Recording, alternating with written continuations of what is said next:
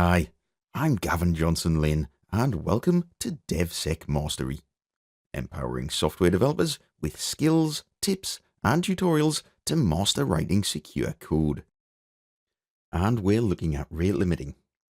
Rate limiting is important in security because you want to protect certain resources. Some of them are expensive. For example, maybe you're creating a PDF document, or worse still, maybe you've got requests to a large language model, some AI calls. They can be very expensive. So what we've got here, we're adding a rate limiter. We're adding a fixed window limiter. Now, that's important because there are other types of limiter too. There's a sliding window limiter, token bucket limiter, and a concurrency limiter.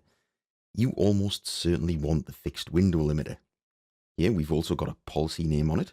That policy name is important because when we come to use it, we're going to put that in there. You'll see that in a moment. In the options, we've got two right there. We've got the window. That is the window of time that the request limit is going to operate in. And we've got the permit limit. So we're saying a 1 minute window and a permit limit of 2 means that we're going to allow 2 requests in any single minute. What does that look like? So in a single minute, you can make a request. That request will work. You can make another request. That will work too. As soon as you make another request still sitting inside that window, you'll start getting denied. Once the next minute starts, that next window, you can make a request, a second request, and then future requests will fail again until you hit the next minute.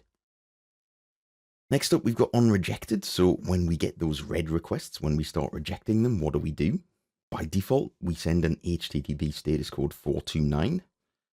We're giving a little message there, and that's it. That's our setup done.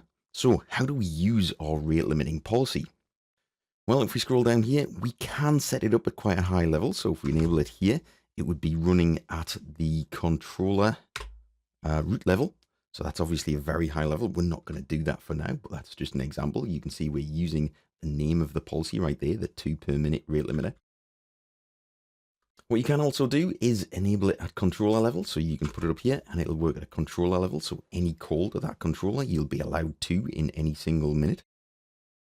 What we're actually going to do though is we've got a privacy endpoint here within our controller. So we've got the policy set up there. We've got the policy name. So in this, we'll be able to make 2 requests to that privacy endpoint in any 1 minute interval. So if we run that and take a look at what we got, we've made a request to the home page. If we make a first request to privacy, that works. A second request, I've hit refresh. That works too. I'll hit refresh again and it fails. It gives us our error. So what we need to do now is wait a minute before we can make more requests. I'm not going to force you to do that. What I'm going to do is fast forward.